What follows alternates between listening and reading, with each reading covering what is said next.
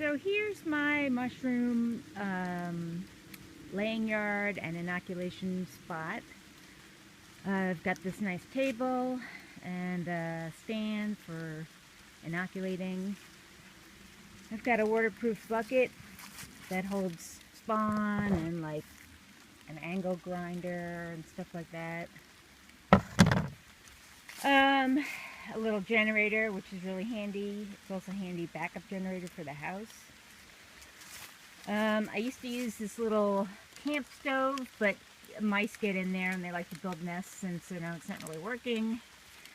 This is much simpler, nothing to break, no places for mice to hide.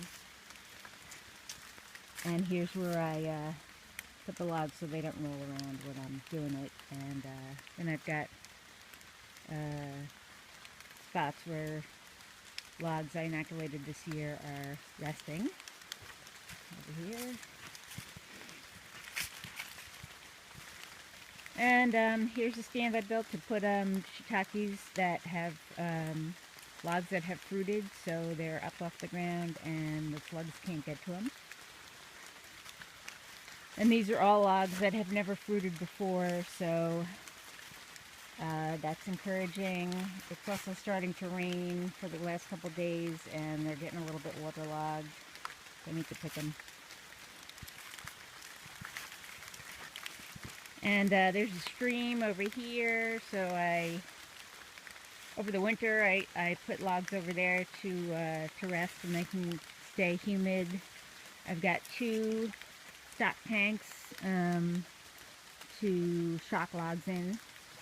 And after about 3 months of no water running, we finally got some water going. And I can probably start shocking some more logs. Here's another stand. In these buckets, I've grown some oyster mushrooms. And I've got just little spots all over the place that I just like to let the mushrooms, rest. And sometimes they fruit on their own, and sometimes they need shocking.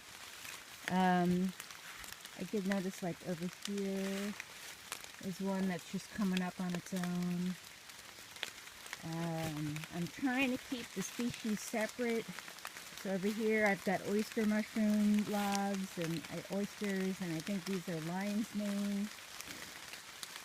And there's actually some lion's mane just coming up naturally on these river birch trees. And this whole thing right there gets a bunch of lion's mane. This one fruited this year, and my husband pointed out this one right here is got some lion's mane too. So I'm going to try inoculating some of these trees, other trees that have not fruited yet, naturally.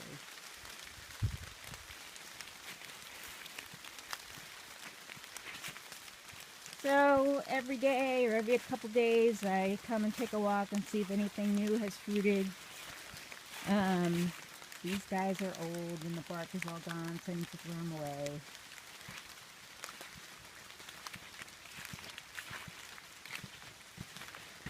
And these are ones that I totally gave up on, and all of a sudden they have started slowly fruiting. And that's about it. That's the edge of my property right over here. But it's really pretty handy to have this little stream, which even when it's dry is a pretty good source of humidity and a nice shaded spot to be letting those mushrooms do their spawn run.